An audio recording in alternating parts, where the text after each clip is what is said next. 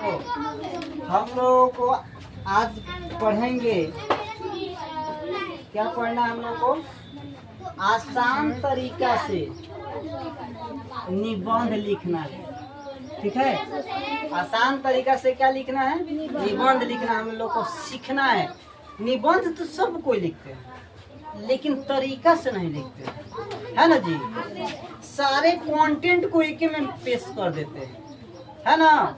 और निबंध जो है, निबंध आप लिख सकते हैं, ये नहीं कि नहीं लिख सकते। निबंध आप लिख सकते हैं लेकिन उसके लिए कुछ क्या होती है? कंडीशन होती है।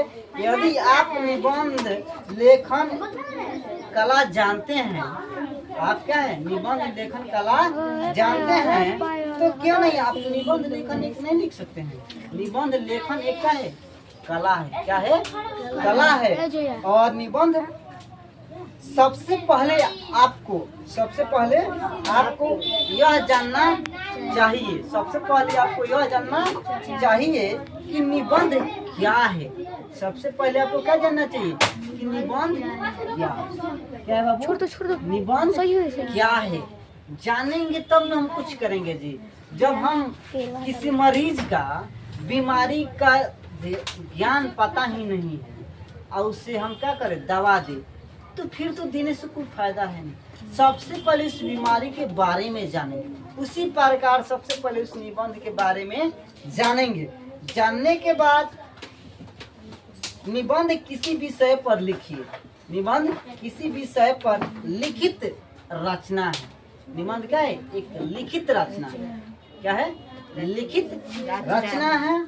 और जब आपको किसी विषय पर निबंध लिखना हो तो आपको किसी विषय के बारे में विचार विमर्श करना चाहिए। जिस पर लिखना है, जिस पर निबंध लिखना है, उस पर क्या करना चाहिए? विचार विमर्श करना चाहिए। और उसमें नियमित अभ्यास से निबंध आसानी से लिखना आप सीख सकते हैं। कब? जब उस पर आप विचार विमर्श करेंगे तब। उसमें कुछ क्या है? पॉइंट है। क्या है बाबू? कुछ प्रारंभिक में छात्रों को यह ध्यान में देना चाहिए कि आप किस प्रकार के निबंध लिखें। ठीक है, उस प्रकार में उस निबंध में कौन कौन से बिंदु लगाना चाहिए, होगा ना जी। कुछ नियम, कौन कौन से नियम लगाएं कि निबंध मेरा अच्छा लगे, सुंदर लगे, आकर्षित लगे, प्रभावशील लगे। होना चाहिए कि नहीं? ये आप कुछ लिख दीजिएगा। अब देखिए, निबंध लिखते समय सबसे पहले आपको निम्नलिखित बिंदुओं को ध्यान रखना चाहिए। पहला बिंदु मेरा क्या है? तो दिए गए विषय के बारे में आप सोचेंगे। सबसे पहले क्या करेंगे? दिए गए विषय के बारे में आप सोचेंगे और उसके बाद क्या है? सोचेंगे और उस पे एक रद्दी पेपर पे थोड़ा सा अपना जो सोचे हैं उसको लिखित करेंगे। ठीक है ना। दूसरा चीज क्या होना चाहिए? उसका एक रूपरेखा देना चाहिए। जैसे हमारे शरीर के बनावट के लिए सबसे पहले हड्डियों की रूपरेखा तैयार होता है ना जी, जिसे हम लोग कंकाल कहते हैं। क्या कहते हैं? कंकाल। उसी प्रकार निबंध का रूपरेखा आपको देना चाहिए। तीसरी चीज को क्या ध्यान में रखें कि निबंध एक संक्षिप्त परिचय से प्रारंभ करें। निबंध एक संक्षिप्त परिचय से आप लोग क्या करें? प्रारंभ करें, शुरू करें। उसके बाद चौथा पॉइंट क्या है? विभिन्न मुख्य बातों को विभिन्न अनुच्छेद से विकसित करें। विभिन्न मुख्य बातों को विभिन्न अनुच्छेद से क्या करें? विकसित करें, बताएं। उसके बाद पांचवा पॉइंट क्या है?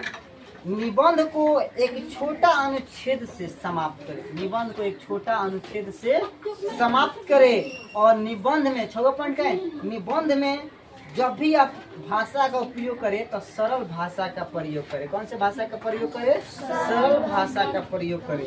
सातवां पॉइंट क्या है कि निबंध में व्याकरण संबंधित जो भी अशुद्धियां हैं उस अशुद्धियों को दूर करके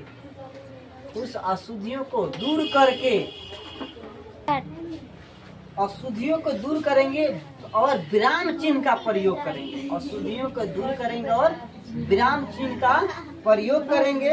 और 8वां पॉइंट है हम लोग का, तो अपने निबंध को दोहरा ले और उसमें से जो भी अशुद्धियाँ उस अशुद्धियों को छांट कर तब निबंध को लिखें।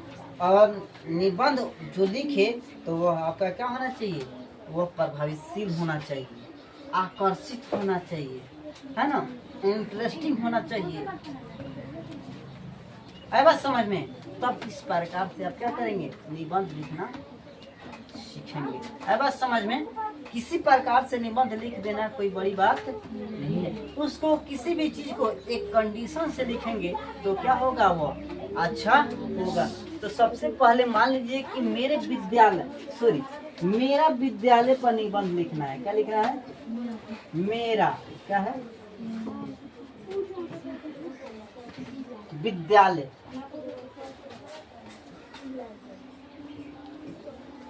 निबंध लिखना है तो सबसे पहले निबंध लिखेंगे तो इसमें कौन कौन सी बात को ध्यान में रखेंगे।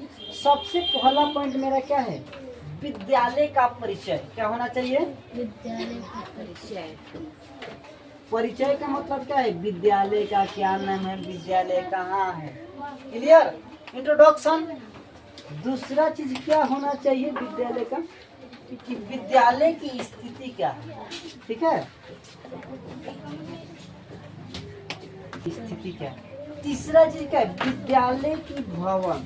क्या है, विद्यालय की भवन। चौथा पॉइंट क्या होना चाहिए विद्यालय को, कि विद्यालय में शिक्षक, ठीक है, क्या है,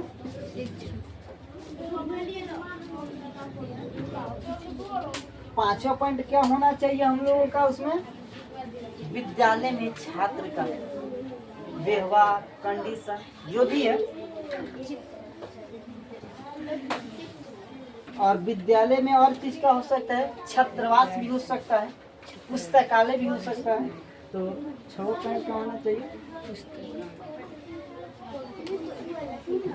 पुस्तकालय का होना चाहिए, पुस्तकालय।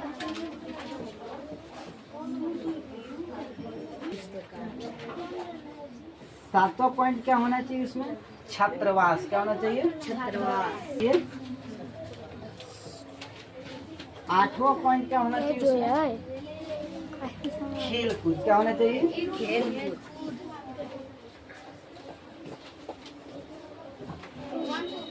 खेल कूद क्या होना चाहिए।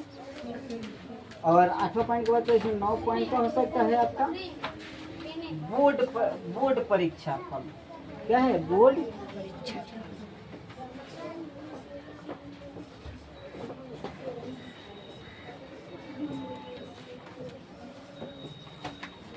बोर्ड परीक्षा फल में क्या होता है कि जो बोर्ड का एग्जाम हो रहा है उसमें रिजल्ट क्या उस विद्यालय के बच्चों का आ रहा है, ठीक है, फल। उसका 10वां पॉइंट क्या होना चाहिए हम लोगों का उसमें, कि उसका उस विद्यालय का उप सराहन क्या है।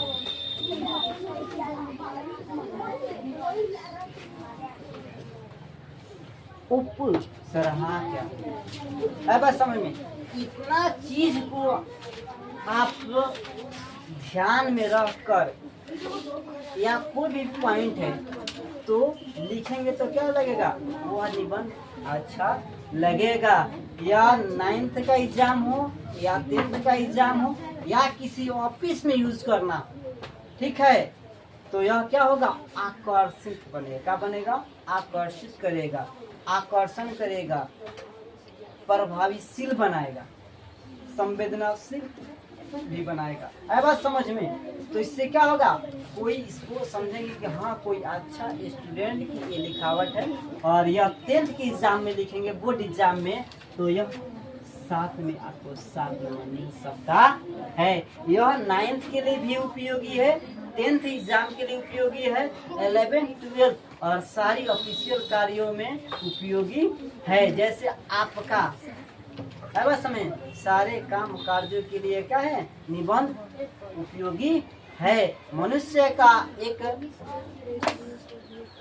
लिखित रचना जो है वह क्या है, निबंध का ज्ञान होना चाहिए और आपके पास निबंध का ज्ञान है तो हो सकता है कि बढ़िया से बढ़िया चीज को आप क्या कर सकते हैं, अपने पत्र लेखन के माध्यम से उसमें क्या कर सकते हैं, सहमति किसी से प्राप्त कर सकते हैं। अब समझ इतने कंडीशन से आप किसी प्रकार को लिखेंगे तो हो सकता है आपका फुल में फुल नंबर मिलेगा, 1 नंबर कटने की उम्मीद नहीं होगा। अब समझ में ये वीडियो अच्छा लगा हो तो ज़्यादा से ज़्यादा लाइक करें, शेयर करें और कमेंट करके बताएं।